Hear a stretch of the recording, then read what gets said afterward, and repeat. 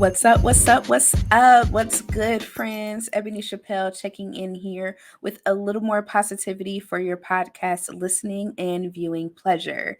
You are listening to What's Good with Ebony Chappelle, a show all about people doing good things and things that make us feel good. Um, yes, so checking in with another solo mini-sode. This is being released in the month of February. So, yeah, not sure what time it is when you're listening to it, but the month of February is heavy on my mind when recording this episode titled The Ghosts of Lovers Past. So, yeah, let's jump into it. But actually, you know what? Before we jump into it, let me do all the things first. Sometimes I just get carried away. I want to just boom, jump right in. It's like, okay, we got to ease the people into it. But anywho, be sure to like and subscribe, rate and review, do all that stuff. However, the spirit leads you to, participate, to engage with me. Be sure to do that. Um, you can connect with me on social. I am at Ebony the Writer on Facebook, Twitter, and Instagram. You can also check me out on my website, ebonychappelle.com. And yeah, so let's start off with what's good with me. So, what's good with me right now is this whole journey of taking care of myself and working on myself. It is a full-time job on top of what I actually do to pay my bills. So on top of that full-time job, on top of my full-time work, doing community stuff and, starting a business, taking care of myself and working on myself has been one of the most challenging and rewarding tasks that I've ever decided to endeavor. And I'm grateful for the experience thus far.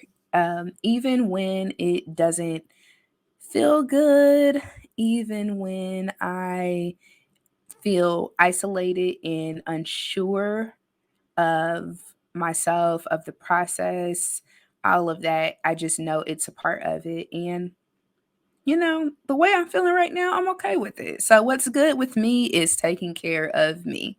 And I am, immensely grateful for the little pockets of relief that the universe provides in the form of, supportive messages from friends and family, and even people I don't even know. So it's never,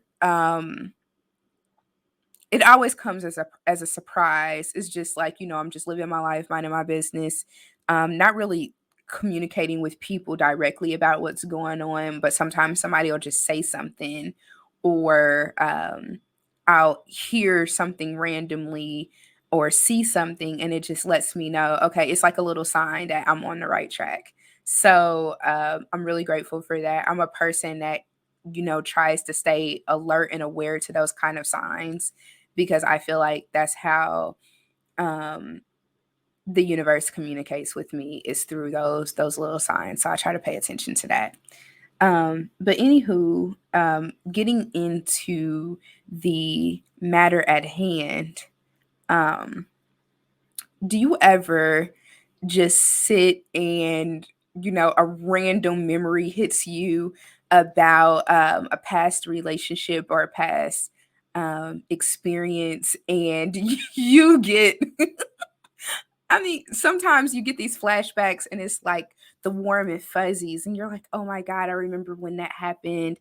I remember when, they said this to me, or we went to this place, and, you get like the warm and fuzzies or whatever. Sometimes you think about, man, the first time I met, whoever, fill in the blank. You get those warm and fuzzy feelings. So I know the show is called What's Good, but I'm not talking about the warm and fuzzies. I'm talking about those moments when you're just minding your business And then, like, boom, out of nowhere, you get hit with like a memory that is so triggering, um, that you just cringe, or you feel like, and I hate to put it like this, but this is just the most honest way that I can say it. You feel like stupid all over again. Like, what the fuck was I thinking? You know, those moments are what I'm talking about. So for for me, um, humor is the way that I have learned to make sense of things. And sometimes, when I laugh, that is my body's natural reaction to things that make me laugh, and sometimes things that, if I sit and thought about it for, long enough, would make me cry, but my initial reaction is like laughter sometimes. It's a whole thing. Whatever, who cares? Um but yeah, I I have these moments sometimes when I'm just doing the most random stuff ever. So I could be driving down the street. I could be doing laundry. I could be washing my dishes. A lot of stuff happens when I wash the dishes. I don't know what it is about washing dishes, but that brings up a lot of things. So I could be like washing the dishes, or I could be cooking. And for cooking used to be something that I would do intentionally to just let my mind wander. It was like a meditative practice, and it still kind of is sometimes, but whatever. I figured out other ways to meditate that don't require me to then wash dishes and sweep the floor or chop vegetables. There's easier ways around it now. But um that's usually when these moments just come to me and just like shake me up. Um and recently I had one of those moments, and I keep looking down cuz I wrote notes. You know, Ebony the writer for a reason. So, writing, is a lot of how I process this stuff too, and try to alchemize those experiences into something meaningful for myself, and maybe potentially for others. But I'm still processing, so we'll see what time has in store, outside of what I'm doing right now on this podcast with you guys. Um, but I was washing dishes one day, and one of those cringy moments, like, just interrupted the whole flow. And I started and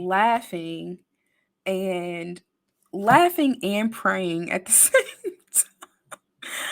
Oh my goodness. I started laughing and praying at the same time. So I said out loud, I said, "I'm laughing, Lord, but I'm dead serious. I need help.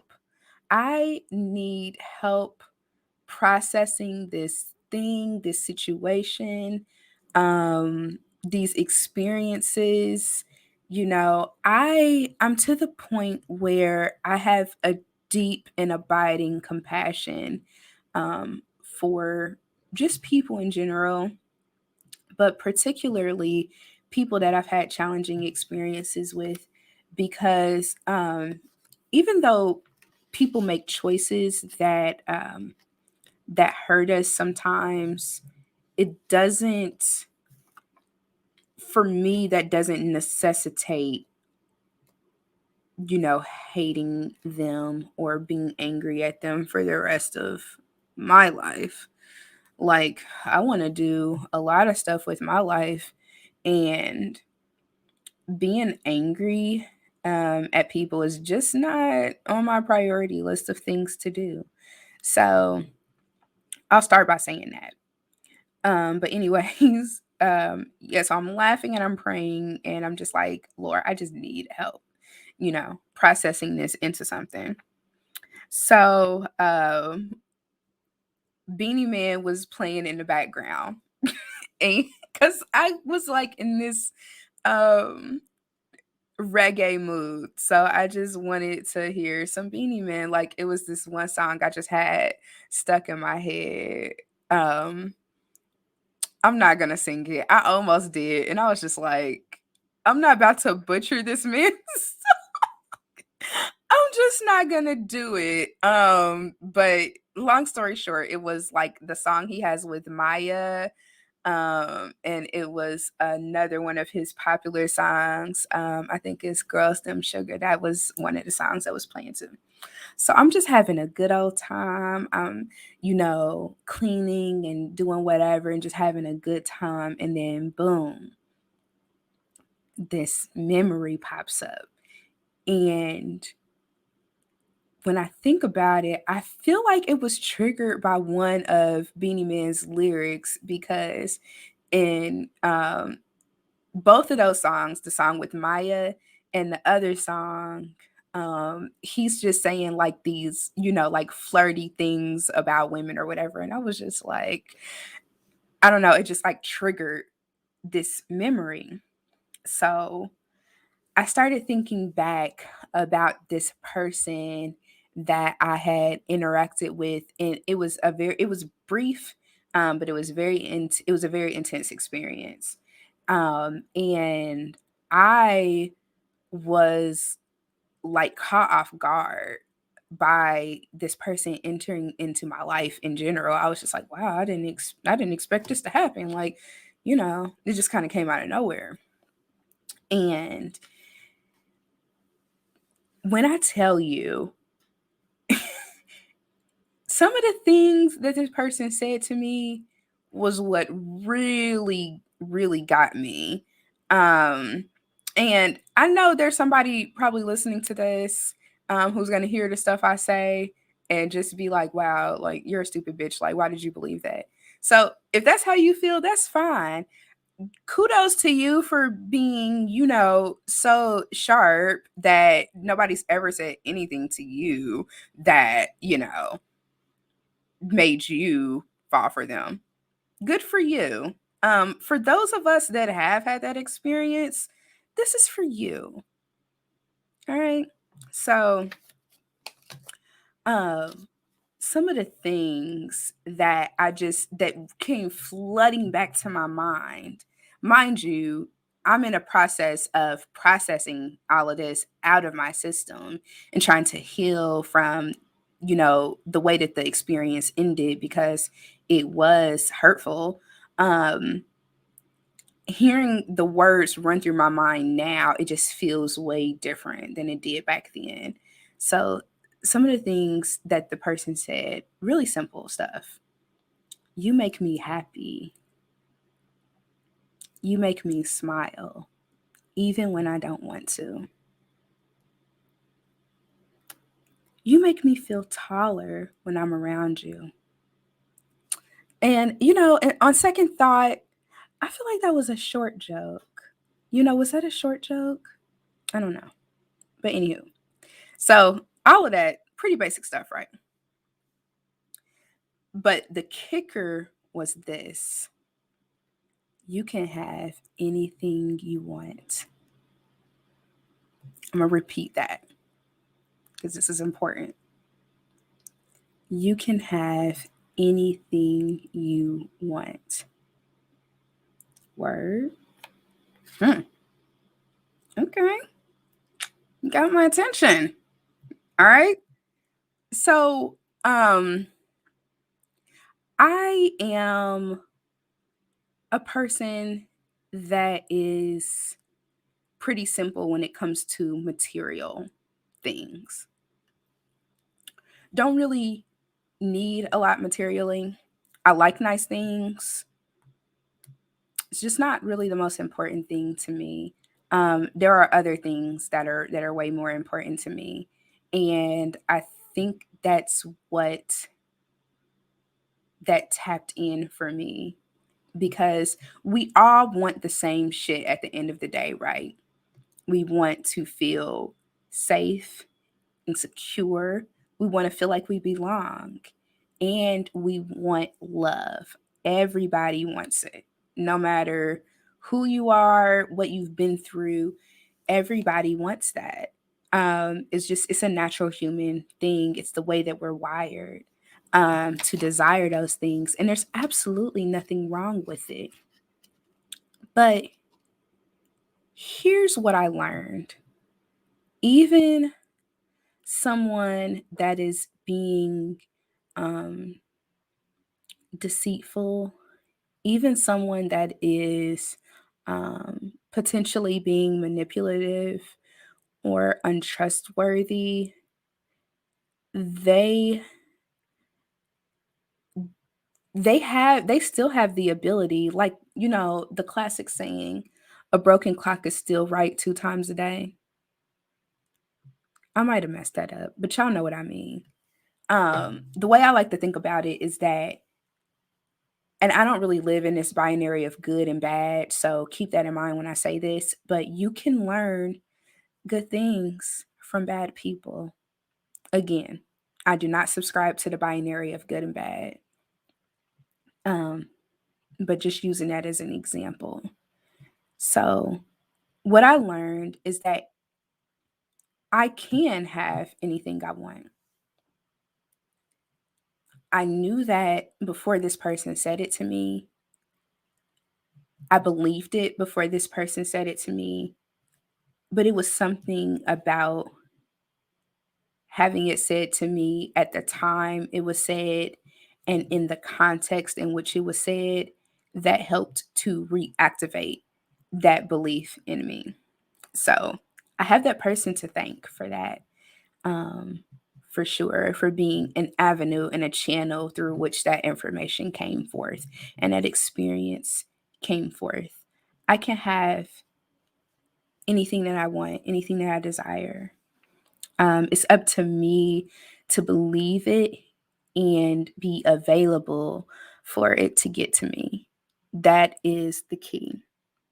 And just because, and this is something that I want everyone to remember, especially as we navigate this season where people are all, talking about love and, people are doing the whole Valentine's Day thing. This can be a really triggering time for people that are not coupled. It's a challenging time for people that are coupled. I mean, that's a whole nother topic of discussion. But being in a relationship and having a sucky Valentine's Day is just like double trouble. It's fucking terrible. But again, that's a whole nother conversation for another day. But when you have those moments where you think back on things that people have said to you, and then you learned later on that they really weren't, um, a trustworthy person, or maybe they were saying those things to try to get in your head, or whatever the situation may be, even if they didn't mean it, it doesn't make it untrue. It doesn't make it untrue at all. So keep that in mind. Sometimes, and this may be just me and my experience, but I feel like the universe, um, God, divine, however it is you want to classify it or categorize it, when messages are meant to get to you, sometimes they come to you in the most unorthodox of ways. So it's important to, um, like Abraham Hicks says, maybe I'll talk about Abraham Hicks on a future episode. I don't know. I don't necessarily want to make this too new agey or motivational, but we'll see. We'll see what happens. Um, but Abraham Hicks said once to watch for the evidence that source is with you. Source, universe, divine, God, however it is you want to classify it or categorize it. But watch for that evidence. And when you are attuned to that, you notice it all the time. No matter what. No matter if you are sitting in church, listening to a beautiful sermon, uh, looking at and holding, a newborn baby, or listening to um, some fuckboy fill your head with a bunch of dreams. Watch for the evidence that source is with you. So that's all I got. Thank you so much for tuning in and for listening to this episode of What's Good with Ebony Chappelle. Be sure to like and subscribe, rate and review. Connect with me on social at Ebony the Writer on Facebook, Twitter, and Instagram. You can also check out my website, ebonychappelle.com. Have a great time, y'all. Have a great, great time in a positive life. Peace.